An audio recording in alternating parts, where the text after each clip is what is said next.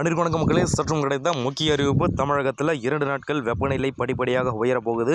சென்னை வானிலை ஆய்வு மையம் வெளியிட்ட இந்த தகவலை என்ன சொல்ல வராங்க அப்படிதான் இந்த செய்திக்குள்ள பிரீஃபாக மட்டும் சுருக்கமாக பார்க்க. அது மட்டும் இல்லாமல் இது எந்தெந்த மாவட்டத்துக்கு அதிகமான பாதிப்பை தரப்போது தான் இந்த செய்திக்குள்ள பிரீஃபாக மட்டும் சுருக்கமாக பார்க்க போகிறோம். முன்னாடி பார்க்காம சப்ஸ்கிரைப் பண்ணிக்கோங்க. பக்கத்தில் இருக்க பெல் ஐகானை கிளிக் பண்ணி ஆல் டிக் பண்ணிக்கோங்க. ஸ்கிப் பண்ண பாருங்கள். அப்போ நான் சொல்கிற தகவல் என்னட்டு உங்களுக்கு வந்து மேசரும். இப்போ வாங்க வீடியோக்குள்ளே போகலாம். குறிப்பாக சென்னை வானிலை ஆய்வு மையம் வெளியிட்ட இந்த செய்திக்குறிப்பில் கூறியிருக்கிறது என்ன சொல்லியிருக்காங்கன்னா, குறிப்பாக தென்கிழக்கு வங்கக்கடல் பகுதியில் ஒரு வளிமண்டல மேலடுக்கு சுழற்சி நிலவரத்தால் இதனால் பார்த்தீங்கன்னா ஒரு காற்றழுத்த தாழ்வு பகுதி 15ஆம் தேதி உருவாக, அதாவது நாளை உருவாக வாய்ப்பு இருப்பதாக சொல்ல வராங்க. ஸோ சென்னை, திருவள்ளூர், செங்கல்பட்டு மாவட்டங்களில் ஒரு இடங்களில் நாளை அதிகாலை மிதமான பனிமூட்டம் காணப்படும் அப்படின்ட்டும் சொல்ல வராங்க.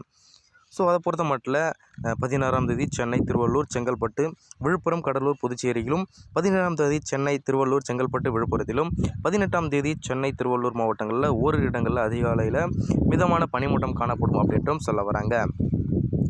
ஸோ அதற்கு மேலும் பார்த்தீங்கன்னா காஞ்சிபுரம், ராணிப்பேட்டை, வேலூர் மற்றும் திருப்பத்தூர் மாவட்டங்களில் ஓரிரு இடங்களில் நாளை அதிகாலை லேசான பனிமூட்டம் காணப்படும் அப்படின்ட்டும் சொல்ல வராங்க.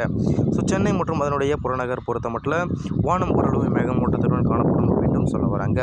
அதிகபட்ச வெப்பநிலை பொறுத்த மட்டும் 32 டிகிரி செல்சியஸ் இருக்கக்கூடும் அப்படின்ட்டும் சொல்ல வராங்க. ஸோ அதை பொறுத்த மட்டும் தமிழகம், புதுச்சேரி மற்றும் காரைக்கால் பகுதிகளில் இன்று 14ஆம் தேதி மற்றும் நாளை அதிகபட்ச வெப்பநிலை படிப்படியாக உயரக்கூடும் என்றும் தெரிவிக்கப்பட்டுள்ளதாக சொல்ல வராங்க. ஸோ இது போன்ற இன்ஃபர்மேஷன் மற்றும் மழை பற்றி கூடுதல் உடனுக்குடன் துல்லியமாக தெரியும் அப்படின்னு நினச்சிங்கன்னா நம்மளோட சேனலில் மறக்காமல் சப்ஸ்கிரைப் பண்ணிக்கோங்க. பக்கத்தில் இருக்க பெல் ஐகானை கிளிக் பண்ணி ஆல் டிக் பண்ணிக்கோங்க. நன்றி, வணக்கம்.